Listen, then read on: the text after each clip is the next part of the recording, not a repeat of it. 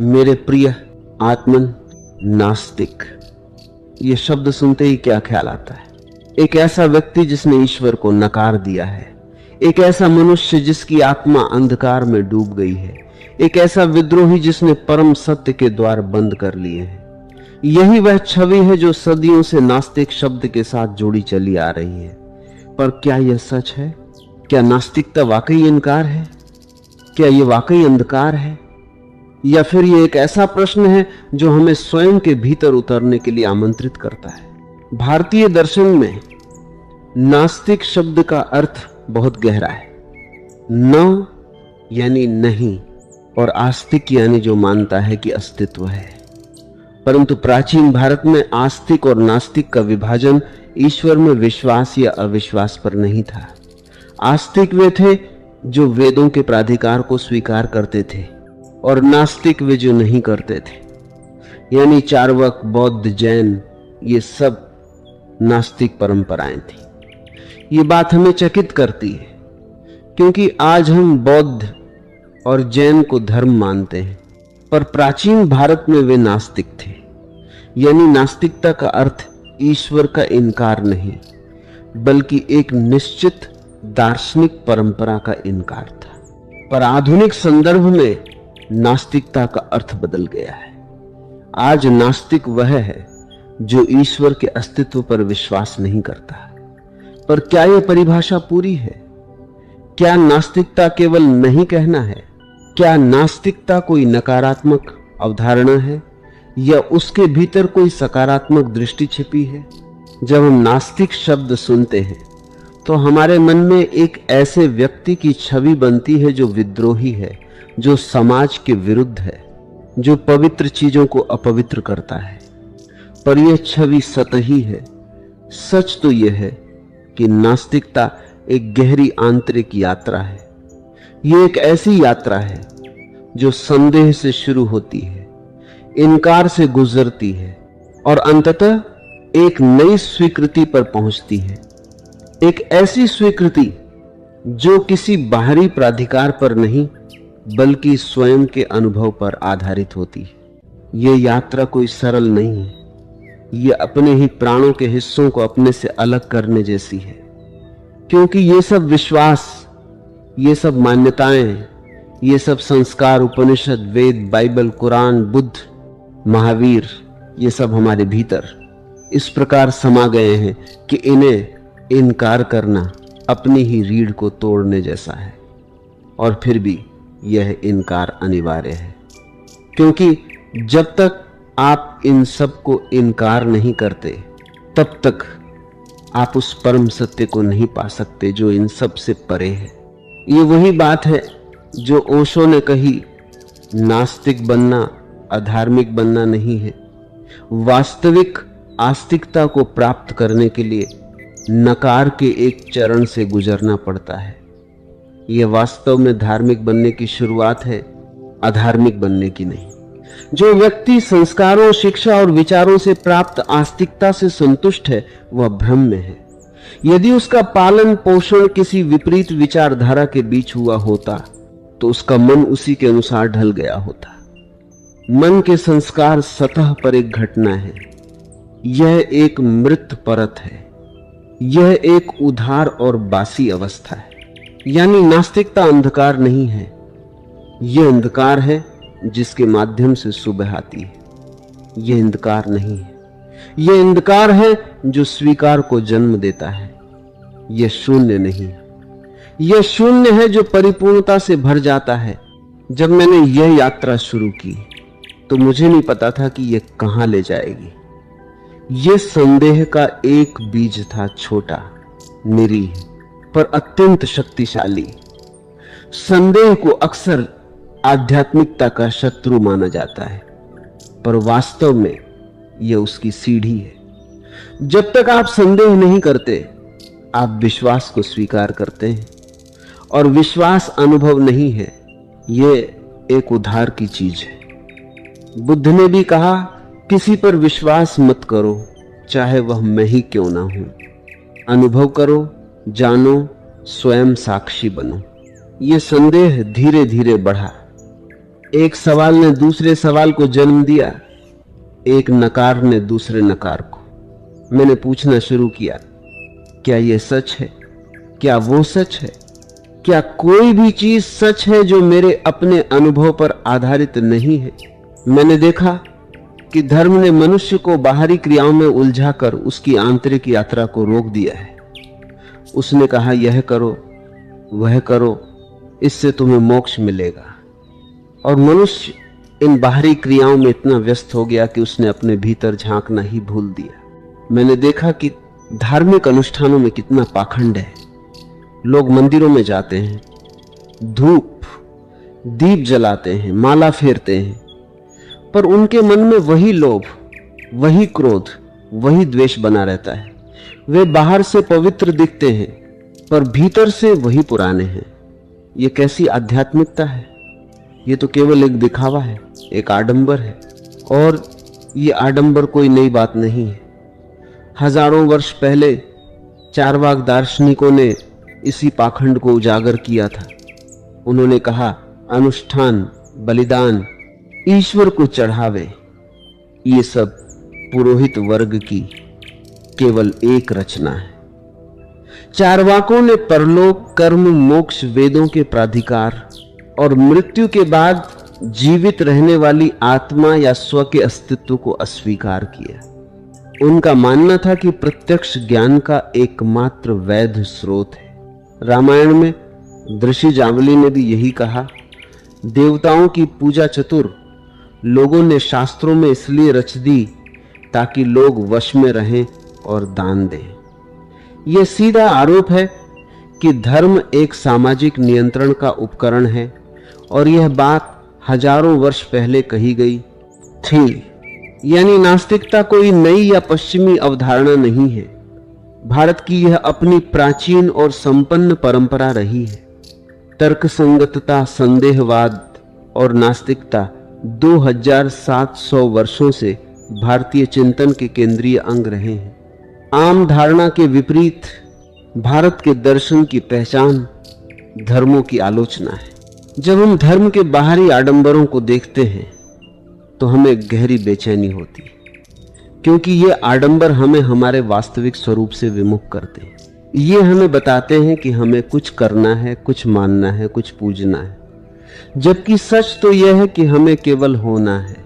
राख लगाना, इसे तपस्या कहा जाता है। सन्यासी राख लपेट कर बैठ जाते हैं और लोग सोचते हैं, आहा कैसा त्याग।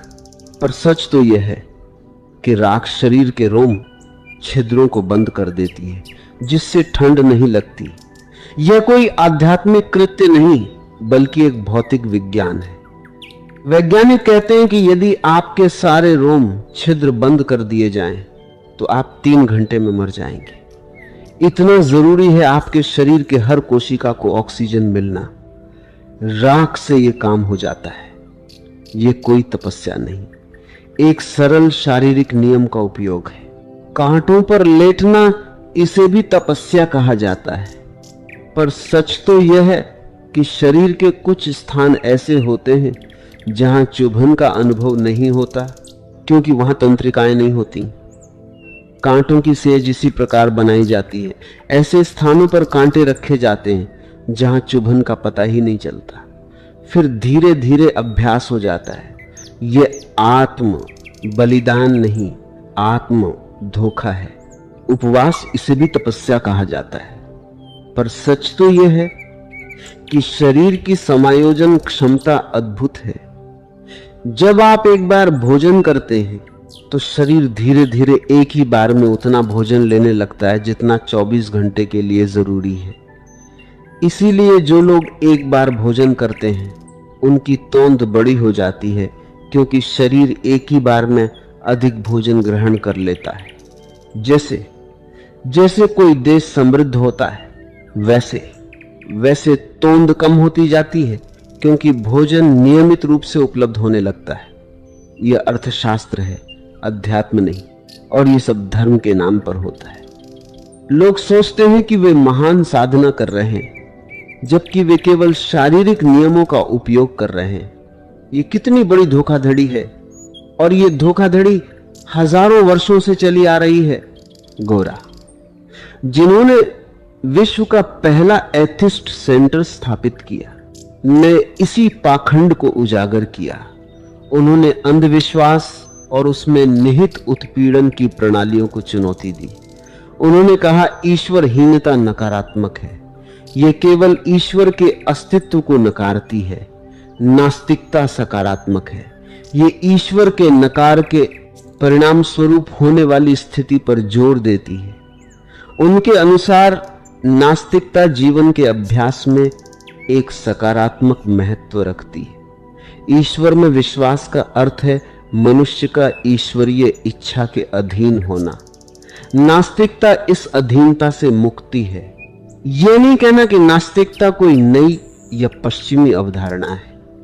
भारत की यह अपनी प्राचीन और संपन्न परंपरा रही है। चारवाक दर्शन तो लगभग 600 ईसा पूर्व में उभरा। यह भारतीय दर्शन की एक विषम धर्मी शाखा थी जो अपने भौतिकवाद और नास्तिकता के लिए जानी जाती थी। चारवाकों ने परलोक, कर्म, मोक्ष, वेदों के प्राधिकार और मृत्यु के बाद जीवित रहने वाली आत्मा या स्व के अस्तित्व को अस्वीकार किया। उनका मानना था कि प्रत्यक्ष धारणा ज्ञान का एकमात्र वैध स्रोत है। अजीत केशकंबल नामक एक नास्तिक दार्शनिक लगभग 500 ईसा पूर्व ने कहा, मूर्ख दान पुण्य की सलाह देते हैं और कुछ कहते हैं कि दान में पुण्य है, पर उनके शब्द खोखले, झूठे और निरर्थक हैं। मृत्यु और शरीर के विघटन के बाद मूर्ख और ज्ञानी दोनों नष्ट हो जाते हैं। मृत्यु के बाद कुछ नहीं होता। यह कथन किसी आधुनिक अमेरिकी नास्तिक सम्मेलन का नहीं, बल्कि 2500 वर्ष पुरानी भारतीय पाली पाठ्य सामग्री का है। संजय बेलट्ठिपुत्र नामक एक अज्ञेयवादी दार्शनिक ने कहा, यदि आप मुझसे पूछें कि क्या कोई परलोक है तो ठीक है, यदि मुझे लगता कि है तो मैं कहता, पर मैं ऐसा नहीं कहता, और मैं नहीं सोचता कि ऐसा है या वैसा है, और मैं नहीं सोचता कि अन्यथा है, और मैं इसका खंडन नहीं करता, और मैं ये नहीं कहता कि न तो कोई परलोक है न नहीं है। ये कट्टर अज्ञेयवाद है जो 2500 वर्ष पहले भारत में मौजूद था। मद्रास प्रांत में 1880 के दशक में हिंदू फ्री थॉट यूनियन और मद्रास सेक्युलर सोसाइटी जैसे संगठन सक्रिय थे जो नास्तिकता, विज्ञान और सामाजिक सुधार का प्रचार करते थे। वे अंधविश्वास, जाति, व्यवस्था और धार्मिक पाखंड पर तीखे प्रहार करते थे। उनका मानना था कि धर्म ने महिलाओं, शूद्रों और दलितों को सदियों से गुलाम बनाकर रखा है। गोरा ने सकारात्मक नास्तिकता का सिद्धांत दिया। नास्तिकता केवल नहीं कहना नहीं है, बल्कि समानता, कार्रवाई और मानवीय स्वतंत्रता के लिए एक सकारात्मक जीवन दर्शन है। उन्होंने 1940 में विश्व का पहला एथिस्ट सेंटर स्थापित किया जो आज भी सक्रिय है। एथिस्ट सेंटर ने नास्तिकता को जीवन जीने के एक तरीके के रूप में बढ़ावा दिया। इसने विज्ञान और तर्क के मूल्य पर जोर दिया। इसने शिक्षा और सामाजिक सुधार के लिए काम किया। इसने वयस्क शिक्षा के कार्यक्रम चलाए। ग्रामीण क्षेत्रों में तर्क संगतता और लोकप्रिय विज्ञान को बढ़ावा देने के लिए दौरे किए। अछूतता के खिलाफ लड़ाई लड़ी। विधवा और अंतरजातीय विवाहों को बढ़ावा दिया। जाति विभाजन को तोड़ने के लिए सर्वधर्मीय भोज और अन्य प्रयासों के माध्यम से सामाजिक सामंजस्य को बढ़ावा दिया। वे गांधी के भारत छोड़ो आंदोलन में भी सक्रिय रूप से शामिल थे। उन्होंने अहिंसक प्रतिरोध का समर्थन किया। गोरा और सरस्वती दोनों को उनके प्रयासों के दौरान गिरफ्तार किया गया। यानी नास्तिकता, अज्ञेयवाद, संदेहवाद, ये सब भारत की प्राचीन परंपरा का हिस्सा है। ये कोई आधुनिक या पश्चिमी आविष्कार नहीं है।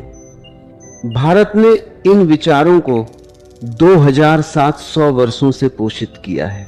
जब मैंने ये यात्रा शुरू की तो मुझे नहीं पता था कि ये इतनी कठिन होगी। मैंने सोचा था कि इनकार करना आसान होगा, बस नहीं कहना है, बस मना करना है।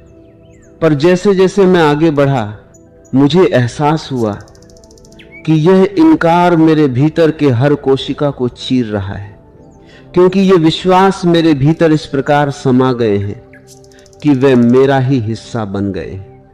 उन्हें इनकार करना मेरे ही अस्तित्व को चीरना है। मैंने उपनिषद को नहीं कहा, वेदों को नहीं कहा, बाइबल को नहीं कहा, कुरान को नहीं कहा, बुद्ध को नहीं कहा, महावीर को नहीं कहा। यह नहीं कहना कोई आसान काम नहीं था।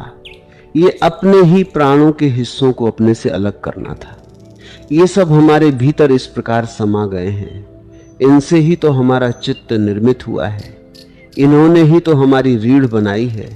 और इनको इनकार करने में बड़ा खतरा है, क्योंकि इनको जब तुम बिल्कुल इनकार कर दोगे तो तुम्हारे पास पकड़ने को कोई सहारा भी नहीं रह जाएगा। तुम बिल्कुल बेसहारे हो जाओगे, बिल्कुल असहाय। अथाह सागर है और नौकाएं सब इनकार कर चुके, लगेगा अब डूबे तब डूबे। और यही वह क्षण था जब मैंने सच्ची तपस्या को समझा। तपस्या बाहरी क्रियाएं नहीं है।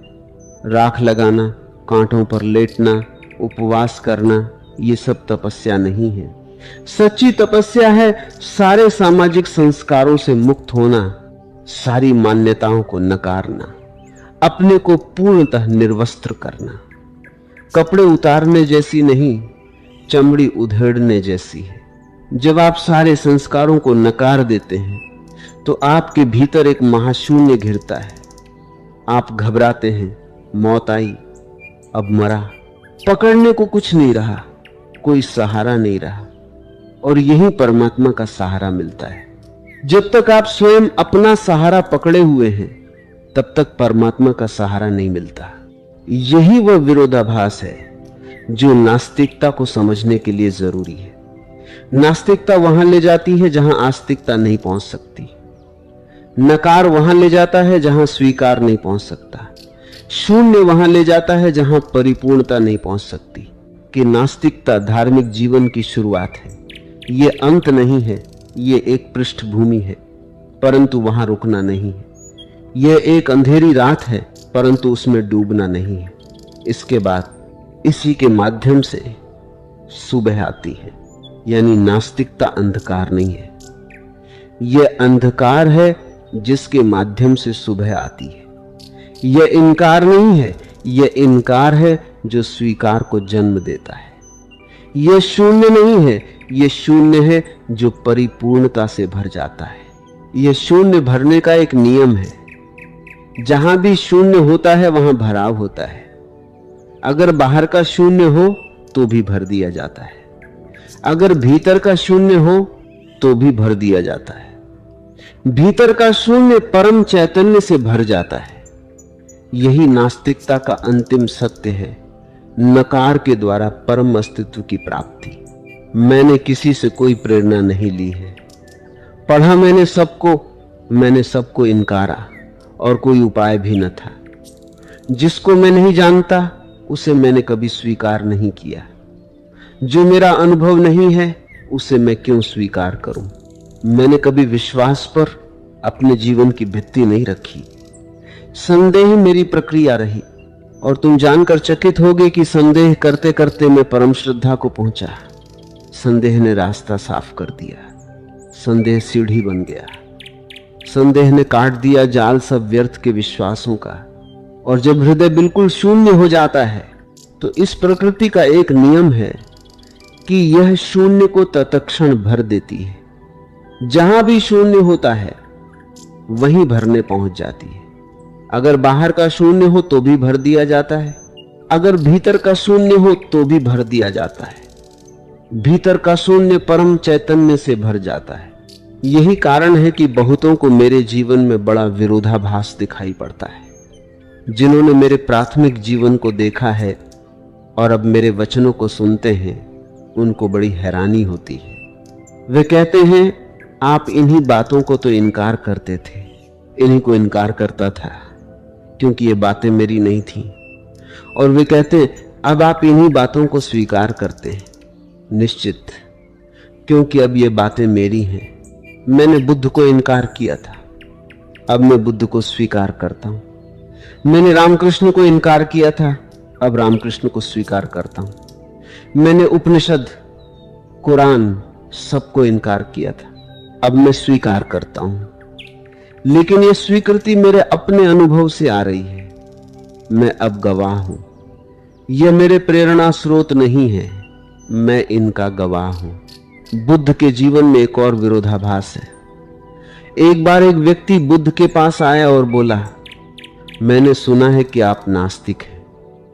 बुद्ध ने कहा, आपने गलत सुना है, मैं आस्तिक हूं। ईश्वर है और ईश्वर के अलावा कुछ नहीं है। दोपहर में एक दूसरा व्यक्ति आया और बोला, मैं आस्तिक हूं, मैं ईश्वर में पूर्ण विश्वास करता हूं, मैं नास्तिकों का शत्रु हूं। मैं आपसे पूछने आया हूं, ईश्वर का अस्तित्व क्या है? बुद्ध ने कहा, ईश्वर न तो कोई है न कभी हो सकता है, बिल्कुल कोई ईश्वर नहीं है।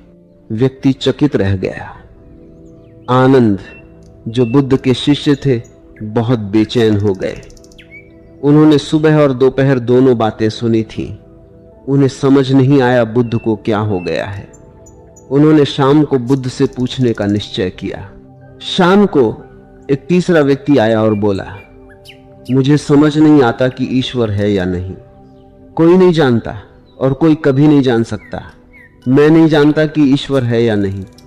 आप क्या कहते हैं? बुद्ध ने कहा, यदि आप नहीं जानते तो मैं भी नहीं जानता, और अच्छा होगा यदि हम दोनों चुप रहें। तीसरा व्यक्ति भी चकित रह गया। उसने कहा, मैंने सुना था कि आप ज्ञानी हैं, तो मुझे लगा आपको पता होगा। बुद्ध ने कहा, आपने गलत सुना है, मैं पूर्णतः अज्ञानी हूं, मुझे क्या ज्ञान हो सकता है? यह बुद्ध का विरोधाभास है। वे आस्तिक भी हैं, नास्तिक भी हैं, अज्ञेयवादी भी हैं, पर वास्तव में वे इन सब से परे हैं। वे किसी भी श्रेणी में नहीं आते। वे तो केवल सत्य को इंगित कर रहे हैं और सत्य किसी श्रेणी में नहीं आता। मैं न तो आस्तिक हूं न नास्तिक। ये भेद सतही हैं, केवल बौद्धिक। इनका अस्तित्व से कोई लेना देना नहीं है। अस्तित्व है और नहीं है, मैं विभाजित नहीं है। ये भेद मन के हैं। आस्तिकता और नास्तिकता दोनों मन की हैं। वे आध्यात्मिक तक नहीं पहुंचती। आध्यात्मिक सकारात्मक और नकारात्मक दोनों से परे है। जो है वह सकारात्मक और नकारात्मक से परे है। यानी सच्चा धार्मिक व्यक्ति वह है जो न तो आस्तिक है न नास्तिक। धार्मिकता अनेकता की धारणा से एकता में छलांग है। जहां कोई विचार नहीं, केवल विचार का अभाव है। जहां कोई विकल्प नहीं, केवल विकल्पहीनता है। जहां कोई शब्द नहीं, केवल शब्दहीनता है। वहां हम धर्म में प्रवेश करते हैं। गोरा गोपराजू रामचंद्र राव भारतीय नास्तिकता के आधुनिक युग के एक प्रमुख व्यक्ति हैं। उनका जन्म एक उच्च जाति के हिंदू परिवार में हुआ। उन्होंने स्वयं को पारंपरिक रूप से रूढ़िवादी और अंधविश्वासी बताया, पर उन्होंने विज्ञान की खोज की। वनस्पति विज्ञान में मास्टर डिग्री प्राप्त की। गोरा ने सकारात्मक नास्तिकता का सिद्धांत दिया। उनके अनुसार नास्तिकता केवल नहीं कहना नहीं है, ये समानता, कार्रवाई, खुलेपन और स्वतंत्रता पर केंद्रित एक सकारात्मक जीवन दर्शन है। इसी मूल्यों से प्रेरित होकर उन्होंने अपना जीवन मानव अधिकारों और सामाजिक कल्याण के लिए समर्पित कर दिया। उन्होंने अंधविश्वास और उसमें निहित उत्पीड़न की प्रणालियों को चुनौती दी। गोरा और उनकी पत्नी सरस्वती। गोरा ने 1940 में एथिस्ट सेंटर की स्थापना की। यह विश्व का अपनी तरह का पहला केंद्र था। एथिस्ट सेंटर ने नास्तिकता को जीवन जीने के एक तरीके के रूप में बढ़ावा दिया। इसने विज्ञान और तर्क के मूल्य पर जोर दिया। इसने शिक्षा और सामाजिक सुधार के लिए काम किया। इसने वयस्क शिक्षा के कार्यक्रम चलाए। ग्रामीण क्षेत्रों में तर्कसंगता और लोकप्रिय विज्ञान को बढ़ावा देने के लिए दौरे किए, अछूतता के खिलाफ लड़ाई लड़ी, विधवा और अंतरजातीय विवाहों को बढ़ावा दिया, जाति विभाजन को तोड़ने के लिए सर्वधर्मीय भोज और अन्य प्रयासों के माध्यम से सामाजिक सामंजस्य को बढ़ावा दिया। वे गांधी के भारत छोड़ो आंदोलन में भी सक्रिय रूप से शामिल थे। उन्होंने अहिंसक प्रतिरोध का समर्थन किया। गोरा और सरस्वती दोनों को उनके प्रयासों के दौरान गिरफ्तार किया गया। गोरा ने नास्तिकता को स्वयं के विकास के लिए कुछ भी करने की स्वतंत्रता के सकारात्मक पहलू के रूप में परिभाषित किया। उन्होंने कहा, ईश्वरहीनता नकारात्मक है।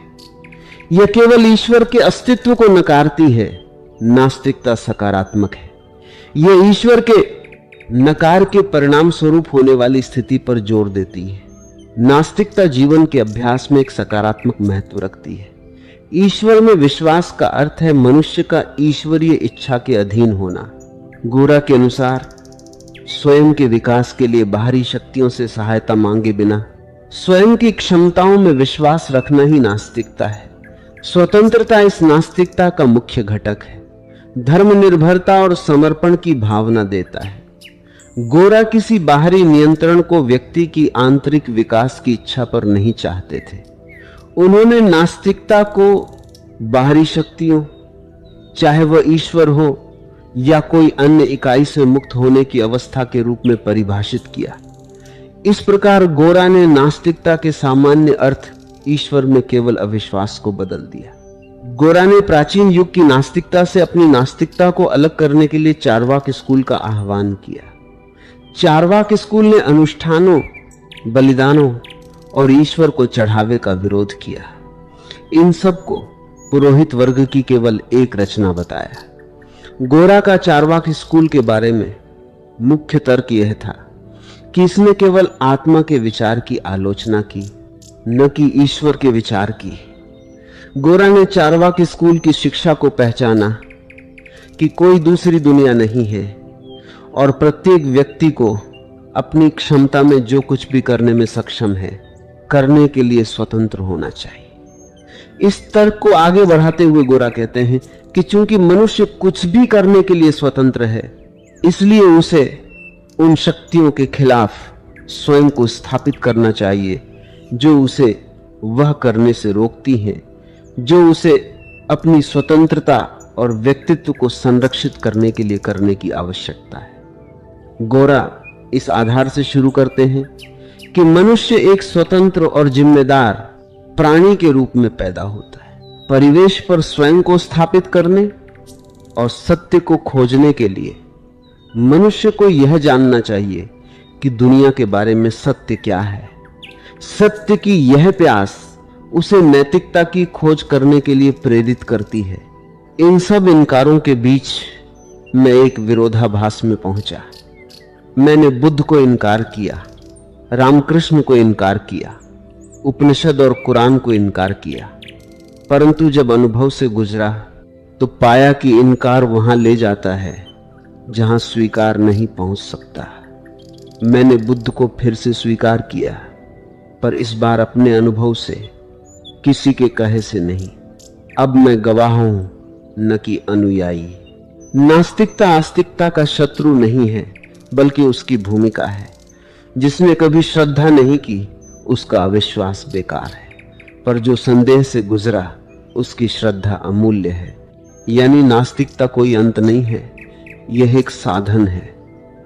यह उस अंधकार की तरह है जो सुबह से पहले आता है। यह उस शून्य की तरह है जो परिपूर्णता से पहले आता है। यह उस इनकार की तरह है जो स्वीकार से पहले आता है। जब आप सब कुछ इनकार कर देते हैं तो एक शून्य बचता है, और प्रकृति का नियम है जहां शून्य होता है वहां भराव होता है। भीतर का शून्य परम चैतन्य से भर जाता है। यही नास्तिकता का अंतिम सत्य है, नकार के द्वारा परम अस्तित्व की प्राप्ति। मैं अब गवाह हूं। यही वह क्षण है जब एक नास्तिक वास्तविक आस्तिक बनता है। कृष्ण की एक कथा सुनाई। कृष्ण भोजन करने बैठे।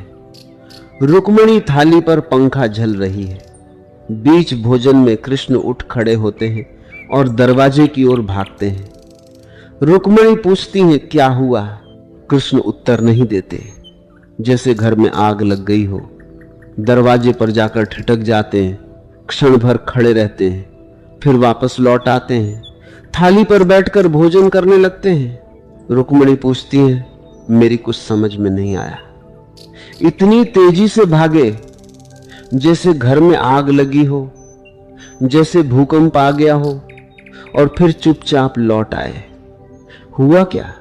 कृष्ण कहते राज कुछ ज्यादा नहीं, छोटा सा है। मेरा एक भक्त रास्ते से गुजर रहा है, लोग उस पर पत्थर मार रहे हैं, उसके माथे से लहू की धार बह रही है, पर वह अपना एक तारा बजाए ही जा रहा है, उसी मस्ती में जिसमें पहले बजा रहा था। खून बह रहा है और एक तारा बज रहा है और वह मुझे पुकार रहा है। उसकी असहाय अवस्था देखकर मुझे भागना पड़ा। रुक्मणी कहती हैं फिर दरवाजे से लौट क्यों आए?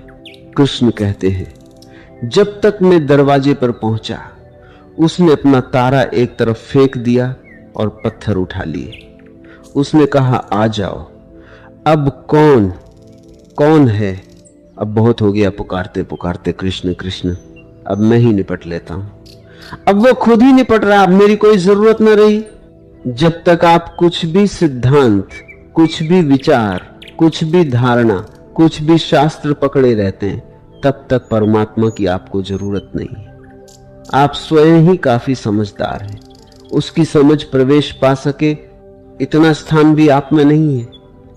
जब आप अपनी सारी समझ को हटाकर रख देते हैं और कहते हैं मैं कुछ नहीं हूं, शून्य हूं, मुझे कुछ भी पता नहीं है, तब परमात्मा का हाथ उतरता है।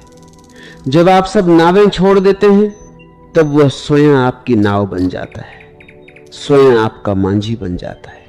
यही वह रहस्य है जो नास्तिकता के भीतर छिपा है।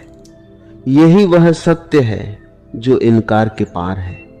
यही वह परमात्मा है जो शून्य के भीतर है। घनी अमावस की रात हो जाती है, गहन अंधकार छा जाता है, लेकिन जितना गहन अंधकार है उतनी ही सुबह करीब है। और जब तुम बिल्कुल बेसहारा हो तब उसका हाथ उतरेगा और तुम्हें सहारा देगा। जब तुमने सब नावें छोड़ दी तब वो स्वयं तुम्हारी नाव बन जाता है, स्वयं तुम्हारा मांझी बन जाता है। नास्तिकता किसी ईश्वर का इनकार नहीं है। यह एक ऐसी स्थिति है जहां मनुष्य ने सारी बाहरी नावें छोड़ दी हैं और अथाह सागर में तैरने का साहस किया है। अंधेरी रात में जब कोई सहारा नहीं, तभी परमात्मा का हाथ मिलता है।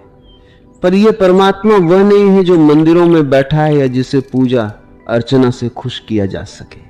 यह परमात्मा तो स्वयं अस्तित्व है, स्वयं चैतन्य है, स्वयं सत्य है। जब आप सब कुछ इनकार कर देते हैं तो एक शून्य बचता है। और प्रकृति का नियम है जहां शून्य होता है वहां भराव होता है। भीतर का शून्य परम चैतन्य से भर जाता है। यही नास्तिकता का अंतिम सत्य है, नकार के द्वारा परम अस्तित्व की प्राप्ति। मैं अब गवाह हूं। यही वह क्षण है जब एक नास्तिक वास्तविक आस्तिक बनता है। यही वह क्षण है जब इनकार स्वीकार में बदल जाता है। यही वह क्षण है जब शून्य परिपूर्णता से भर जाता है। और इसी क्षण में नास्तिकता अपने सच्चे अर्थ को प्रकट करती है। वह ईश्वर का इनकार नहीं बल्कि ईश्वर की प्राप्ति है। वह अंधकार नहीं बल्कि वह अंधकार है जिसके माध्यम से प्रकाश आता है। वह अंत नहीं बल्कि वह शुरुआत है जो वास्तविक यात्रा को जन्म देती है। यही नास्तिकता का सार है। यही वह सत्य है जिसे जानने के लिए मैंने यह यात्रा की है। और यही वह सत्य है जिसे मैं आपके साथ साझा करना चाहता हूं, क्योंकि शायद आप भी इसी यात्रा पर हैं। शायद आप भी इसी संदेह से गुजर रहे हैं। शायद आप भी इसी इनकार के द्वार से गुजर रहे हैं। और शायद आप भी उस स्वीकार की ओर बढ़ रहे हैं जो सब इनकारों से परे है। यही तो जीवन है, एक यात्रा, एक खोज, एक अन्वेषण। और इस यात्रा में नास्तिकता कोई बाधा नहीं बल्कि एक सीढ़ी है, संदेह कोई शत्रु नहीं बल्कि एक मित्र है, इनकार कोई अंत नहीं बल्कि एक शुरुआत है। और इसी शुरुआत से हम उस परम सत्य की ओर बढ़ते हैं जो सब विश्वासों और अविश्वासों से परे है। वह सत्य जो न तो आस्तिकता में है न नास्तिकता में, वह सत्य जो केवल अनुभव में है।